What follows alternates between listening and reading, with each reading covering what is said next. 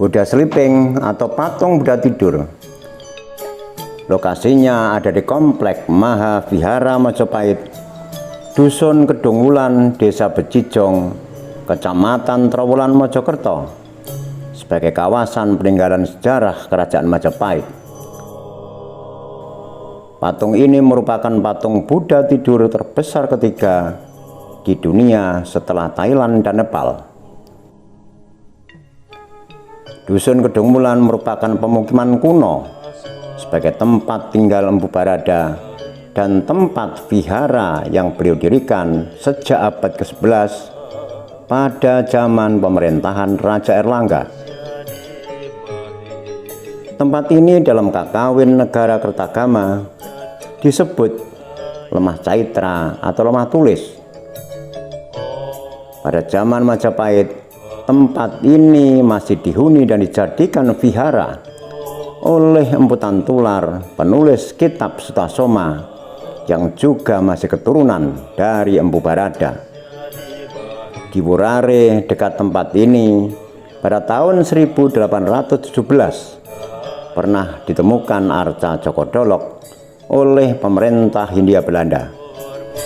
Arca ini akan dibawa oleh Gubernur Jenderal van der Capellen ke Nederland, namun tidak dapat dimasukkan dalam kapal dan akhirnya ditempatkan di Taman Apsari, Surabaya.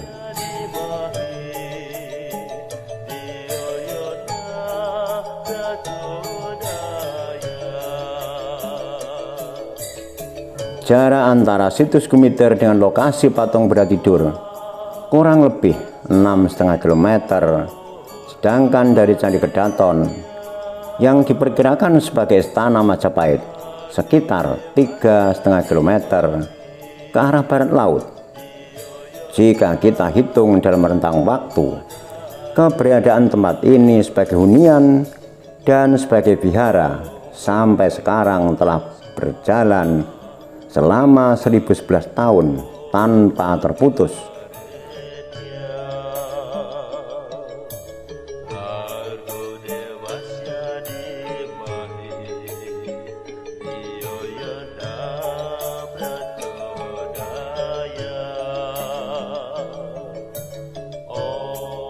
Di lokasi ini, di mana Empu Barada dan keturunannya pernah tinggal, juga didirikan sebuah patung besar Raden Wijaya sebagai pendiri kerajaan Wirwatikta, yang riwayatnya dapat kita simak dalam dialog berikut ini.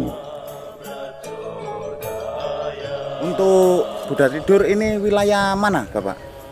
Ini kalau sekarang disebut dengan Becijong, tapi dusunnya Kedung Wulan. Nah, dusunnya Kedung Wulan, desanya Becijong, kecamatannya Trowulan. Jadi Kedung Wulan dulu itu tidak hanya ada pada zaman Majapahit, tapi sudah terkenal pada zaman Erlangga, karena disinilah tempatnya Empu Barada. Jadi Empu Barada itu adalah pertama kali bermukim, bertempat tinggal di Kedung Wulan sini. Empu Barada adalah seorang penganut agama Buddha. Namanya dulu bukan Kedung Wulan, tapi lemah tulis atau lemah Caitra. Ingat kan? Siapa Empu Barada itu? Seorang yang memecah kerajaan Erlangga menjadi dua itu, betul, Bapak. Dengan ya air, itu. cucuran air kendi itu. Iya, yang betul. Saya kan iya itu. Saya kan iya itu. Jadi di sini tempatnya, dan ini masih berada pada sebelah barat alun-alun Bubat. Ini Kedung Wulan. Jadi desa ini adalah desa yang sangat kuno sekali.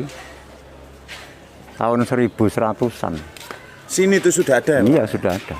Sudah dihuni oleh si siapa itu? Empu Barada. Empu Barada, iya. Gitu. Untuk ini, Bapak. Kok ini ada apa ya? R Wijaya ini. Patung Raden Wijaya. Raden Wijaya ini. Bisa dijelaskan ini, Bapak? Iya. Siapa tokoh ini, Bapak? Raden Wijaya ini adalah pendiri kerajaan Majapahit. Beliau adalah menantu Prabu Kertanegara dari Singosari. Jadi 4 putrinya Kertanegara itu dikawin oleh Raden Wijaya. Kemudian ketika Singasari diserang oleh Jayakatwang dari Kediri, Kertanegara terbunuh, Raden Wijaya ini lari bersama dengan Ronggolawe, Suro, Nambi. Ya. Kemudian ada lagi tokoh yang tidak tercantum dalam sejarah, tapi itu di dalam legenda sangat termasyhur. Namanya Segoro Winotan. Dia kemudian diajak ke Kudadu, penyelamatan diri ke Kudadu.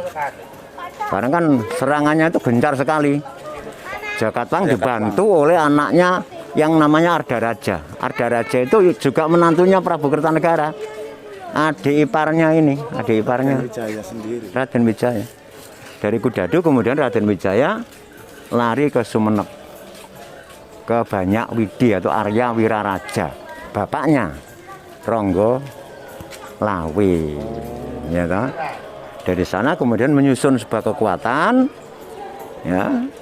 Tapi awalnya dia dimintakan ampunan ke Jayakatwang. Oleh Jayakatwang diampuni, kemudian diberikan tanah tarik, hutan tarik. Di sana dia membangun pemukiman sambil menyusun kekuatan bagaimana caranya menggempur Jayakatwang. Kebetulan datang tentara Tartar, ingin membalas pada Prabu Kertanegara yang pernah memotong kupingnya Mengki itu. Oh, nggih. Nah, tapi Kertanegara kan sudah meninggal. Sudah hancur diserang Jayakatwang tadi. Ya, sudah akhirnya hancur. Tentara Mongol itu diajak bersama-sama dengan Raden Wijaya menyerbu Jayakatwang tadi. Jayakatwang Kediri.